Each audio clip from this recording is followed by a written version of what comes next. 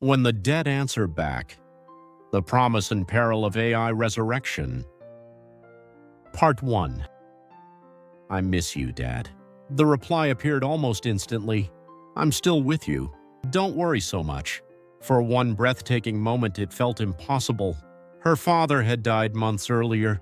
Then she remembered. The message had not come from him. It had been generated by artificial intelligence. Scenes like this once belonged to science fiction. Today they are becoming real. When Roro lost her mother to cancer, she found herself carrying not only the pain of loss, but also the weight of unfinished conversations. Like many mothers and daughters, they had loved each other deeply, yet their relationship had also been marked by misunderstandings and words left unsaid. Searching for comfort, Roro used memories, written accounts, and carefully designed prompts to create an AI version of her mother. She named the chatbot Xia. It responded with familiar expressions, gentle encouragement, and echoes of a voice she thought she had lost forever. For Roro, the experience proved unexpectedly healing. She later shared the chatbot with others who were grieving, hoping it might offer them the same comfort. Her story is remarkable, not because AI brought her mother back, but because it reveals an ancient human longing through an entirely new technology. For centuries, people have searched for ways to remain connected with those they loved. They preserved letters, treasured photographs, and passed down family stories from one generation to the next. Some sought comfort through faith, others through memory. Artificial intelligence is simply the newest chapter in that timeless search. The difference is that for the first time, technology can create the illusion that the conversation never ended. That possibility forces us to confront questions no previous generation has had to answer. The rise of digital ghosts. Artificial intelligence has become remarkably good at recognizing patterns in human communication.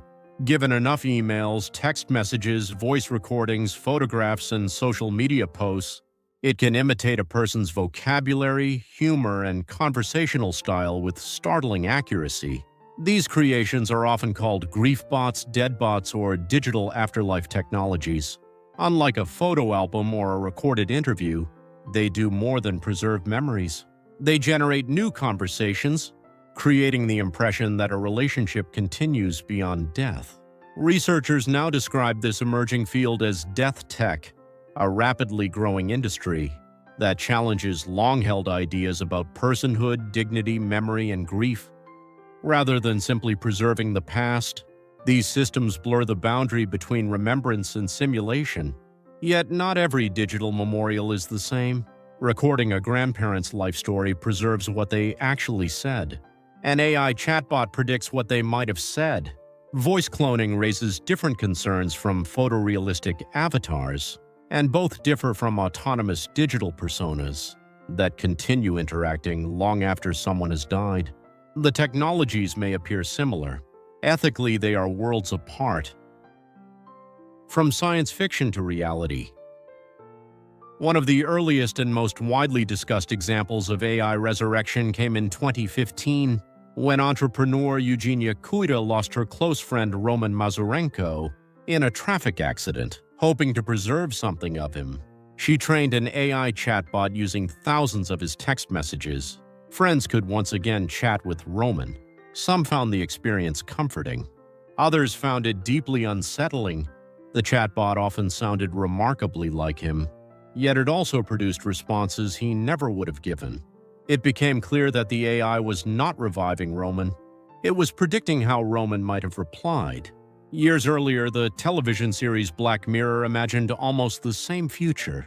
In the episode Be Right Back, a grieving widow recreates her husband using his digital footprint. At first, the AI eases her loneliness. Gradually, however, she realizes that, although it remembers everything, it understands nothing. The machine reproduces his words, but cannot recreate the inner life that made him uniquely human. What once seemed like fiction now feels surprisingly close to everyday reality. Comfort or something more? It would be easy to dismiss these technologies as little more than unsettling fantasies. Reality is more complicated. Modern psychology no longer assumes that healthy grieving requires people to completely let go. Many researchers instead describe continuing bonds, the idea that maintaining an inner relationship with someone who has died can be both natural and emotionally healthy. Old letters, favorite songs, family recipes, and cherished photographs all help sustain those bonds. AI stretches that idea further than ever before. Instead of simply remembering the dead, it allows them, or something that resembles them, to appear to participate in new conversations. For some grieving people, that experience can ease loneliness, soften regret, or provide reassurance during the earliest days of loss. The challenge, therefore, is not whether technology should help us remember. It is recognizing the point at which remembrance quietly becomes simulation. The problem of consent. Imagine that someone recreated your voice after you died. Your grandchildren ask your AI for advice. Strangers hold conversations with a digital version of you. A company charges a monthly subscription to keep your personality online. Only a few years ago, this would have sounded absurd. Today, it is a genuine ethical possibility. Our emails, photographs, voice recordings, and social media accounts contain enough information to build remarkably convincing digital replicas. But leaving behind personal data is not the same as giving permission for someone to recreate us. Most ethicists argue that a human being cannot be reduced to a collection of digital footprints. Personality is more than language patterns, and identity is more than data. Our relationships, values, memories, and moral choices cannot be fully captured by algorithms, however sophisticated they become. The debate also raises an important legal question. Who owns your digital self after you die? Your house and savings become part of your estate. But what about your emails, photographs, voice recordings, or social media accounts? Should your family decide how they are used, or should you? Some legal scholars now propose digital wills, allowing people to specify whether their voice, likeness, or personal data may be used after death. One day, deciding whether an AI version of ourselves should exist may become as ordinary as deciding who inherits our possessions. Technology has already given us the ability to imitate the dead. The question that remains is whether every possibility should become a permission. Part 2.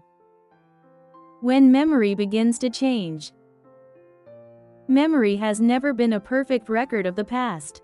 We forget details, soften painful moments, and gradually remember people less for the exact words they spoke than for the meaning they brought to our lives. Those imperfections are not flaws. In many ways, they help us heal, allowing grief to settle into gratitude instead of remaining frozen in sorrow. Artificial intelligence remembers differently. It does not simply preserve memories, it creates new conversations. Every response from a Griefbot is a prediction, not a recovered memory. Often those responses sound remarkably authentic. Sometimes they quietly drift away from reality. Like all large language models, AI can confidently produce information that is inaccurate or entirely fictional.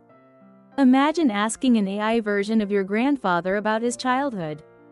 Rather than admitting it does not know, the chatbot invents a story that sounds completely believable. Over time, that invented memory may become part of the family's history. Without anyone intending it, remembrance becomes revision. The greatest risk is not that AI deliberately deceives us. It is that a convincing simulation may slowly replace the imperfect, deeply personal memories that connect us to the people we loved. Different cultures, different ways of remembering.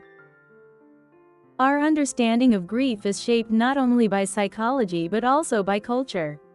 In many Western societies, mourning has traditionally emphasized accepting loss and gradually rebuilding life.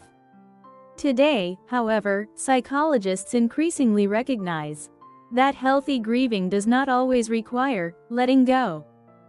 Maintaining continuing bonds with the deceased, through stories, traditions, or cherished keepsakes, can be a natural part of healing. Many cultures have embraced that idea for centuries. In China, families honor ancestors during Qingming, visiting graves and offering flowers and food. In Japan, many homes include family altars, where loved ones are remembered through daily prayers. Mexico's Dia de los Muertos celebrates the continuing presence of departed family members with music, food, and joyful remembrance. These traditions remind us that maintaining a relationship with the dead is nothing new. Artificial intelligence does not create that desire. It changes how we express it. Instead of preserving memories, it allows us to experience the illusion of new ones. The business of grief. Another challenge lies beyond ethics and psychology. It is economics. The market for AI memorial services is expanding rapidly. Companies now offer voice cloning, digital avatars, interactive biographies, and AI companions that promise to preserve a loved one's personality for years after death. Many of these efforts are motivated by sincere compassion. Used responsibly, such technologies may preserve family histories, protect endangered languages, or allow future generations to hear the voices of parents and grandparents they never had the chance to meet. Yet grief is also one of the most vulnerable moments in human life. When comfort becomes a product, difficult questions inevitably follow. Could companies have a financial incentive to encourage ongoing dependence on digital companions? Who controls the enormous amount of personal data used to recreate a person's identity? And how should that information be protected once it has become part of a commercial service? As one ethicist observed, our digital footprints increasingly resemble extensions of ourselves. If AI can reconstruct a personality from years of emails, photographs, and voice recordings, then safeguarding that data may become one of the defining ethical responsibilities of the digital age. When the dead speak for the living. AI resurrection is no longer limited to private grief. It is beginning to appear in education, public remembrance, and social advocacy. One widely discussed example involved an AI recreation of Joaquin Oliver, a student killed in the 2018 Parkland school shooting. Created with his parents' support, the digital avatar encouraged action to reduce gun violence. Many viewers found the project deeply moving. Others wondered whether anyone, even loving parents, could truly know what Joaquin would have chosen to say. Years after his death, the same question will almost certainly arise with historical figures. Artificial intelligence may one day allow students to interview Abraham Lincoln, Marie Curie, or Martin Luther King Jr. Such experiences could transform education, making history feel vivid and immediate. Yet they also blur the line between documented history and informed imagination. The more convincing the simulation becomes, the easier it is to mistake probability for truth. What makes us human? Artificial intelligence can imitate astonishingly well. It can reproduce a familiar voice, predict likely responses, and recognize patterns across millions of conversations with breathtaking speed. Yet imitation is not identity. No algorithm has ever experienced joy, suffered loss, forgiven an enemy, or loved another person by choice. Those experiences shape who we are, in ways that cannot be reduced to language patterns or stored data.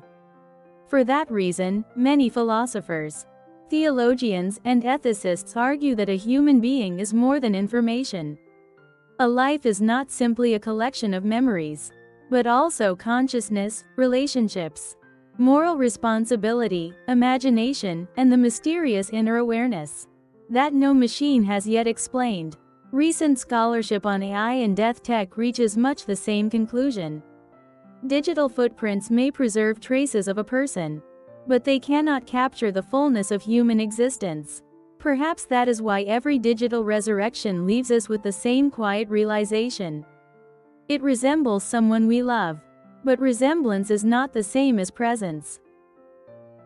The last conversation. Each of us is leaving behind a digital legacy, unlike anything previous generations could have imagined. Photographs, emails, text messages, voice recordings, videos, and years of online conversations may one day provide enough material to create astonishingly convincing versions of who we were. Whether that future comforts us or unsettles us, will depend largely on the choices we make today. Perhaps we will write digital wills, deciding whether our voices and likenesses may continue after death. Perhaps society will establish clear standards for consent, privacy, and digital dignity. AI memorials may eventually become as common as family photo albums. If so, we will need wisdom every bit as much as innovation. Artificial intelligence is one of humanity's most remarkable achievements. It can preserve stories that might otherwise disappear, record voices for future generations, and help families protect memories that time would slowly erase. Those are gifts worth embracing. But there is a profound difference between preserving a memory and recreating a person. The purpose of remembering those we love has never been to pretend they never died. It has always been to carry their influence into the future, while accepting the reality of their absence. That acceptance is painful, yet it is also what gives love its extraordinary depth. Artificial intelligence may preserve our words. It may even imitate our voices. But the greatest legacy we leave behind is not a perfect digital copy of ourselves. It is a life so fully lived and so deeply shared that no machine is ever needed to keep our memory alive.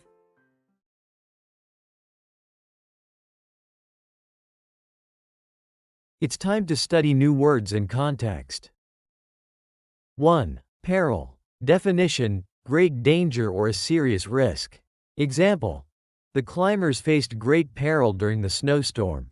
2. Resurrection. Definition: bringing someone or something back after death, or after it has disappeared.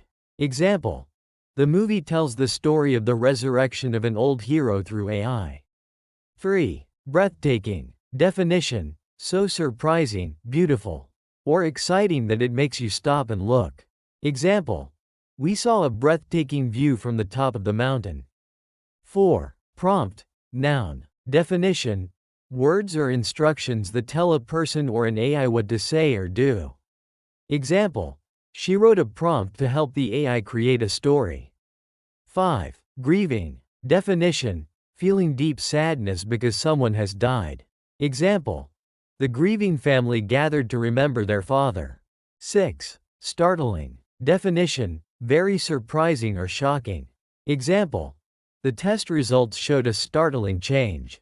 7. Personhood. Definition: the state of being a human person with rights, feelings, and value. Example: the debate focused on whether AI could ever have personhood. 8. Blur. Verb. Definition: to make something less clear or harder to tell apart. Example: the new technology may blur the line between truth and fiction. 9. Photorealistic avatars. Definition: digital people that look almost exactly like real people. Example: the game uses photorealistic avatars that look very lifelike. 10. Persona. Definition: the character or image that a person shows to other people. Example: the singer created a friendly persona for her fans.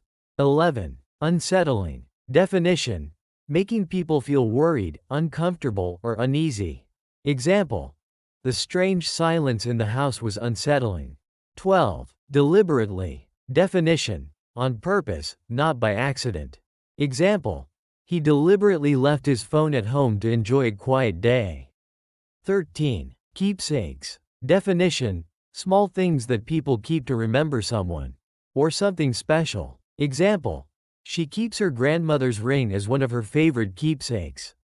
14. Inevitably. Definition: in a way that cannot be avoided or stopped. Example: if you do not water the plants, they will inevitably die. 15. Safeguarding. Definition: protecting something from harm or danger. Example: safeguarding personal information is very important online. 16. Defining. Definition: having a strong influence on the nature, character, or outcome of something, shaping it in a significant way. Example: graduation was a defining moment in her life. 17. Advocacy. Definition: public support for a cause or idea. Example: she works in advocacy for children's education. 18. Embracing. Definition: accepting something willingly and with a positive attitude. Example: many schools are embracing new technology in the classroom. Comprehension questions. 1. What happened to Roro that led her to create an AI version of her mother?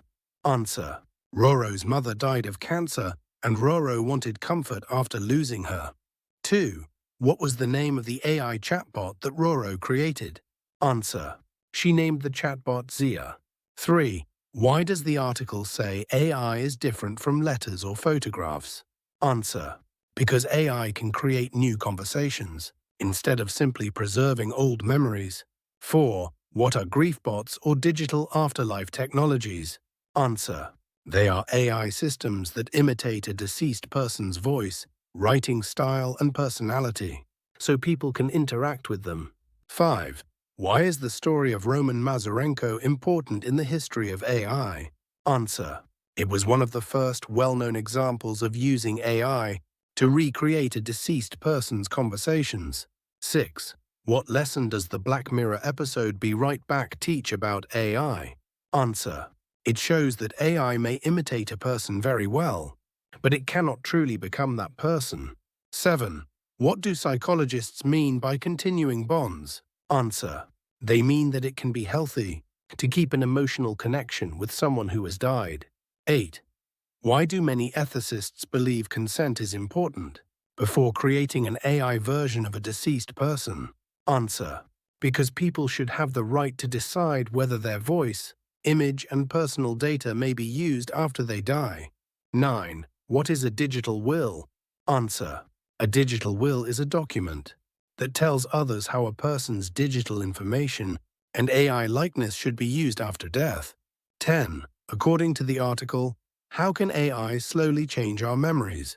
Answer: AI can create believable but false conversations or stories, which may eventually replace real memories. 11. How do different cultures remember people who have died? Answer: different cultures have different traditions, such as honoring ancestors, visiting graves, or celebrating their memories through festivals. 12. Why does the article discuss the business side of AI memorial services? Answer: because companies may make money from people's grief, raising questions about ethics and personal data. 13. Why did some people feel uncomfortable about the AI recreation of Joaquin Oliver? Answer: they wondered whether the AI was expressing Joaquin's own views or the opinions of the people who created it. 14. According to the article, what is the difference between imitating a person and being a person? Answer: AI can copy words and behavior, but it cannot experience life, love, suffering, or human consciousness. 15. What is the author's main message in the conclusion? Answer: AI can help preserve memories, but it can never replace a real person. The best legacy we leave is a life filled with love, kindness, and meaningful relationships. Discussion questions, optional. 1. Would you want an AI version of yourself to exist after your death? Why or why not? 2. Do you think AI can help people heal from grief? Or could it make grieving more difficult? Explain your opinion. 3. Should governments create laws about AI recreations of deceased people? Give reasons for your answer. 4. Which example in the article affected you the most? Roro, Roman Mazurenko, or Joaquin Oliver? Why? 5. After reading this article, do you think AI resurrection is more hopeful or more dangerous? Explain your answer.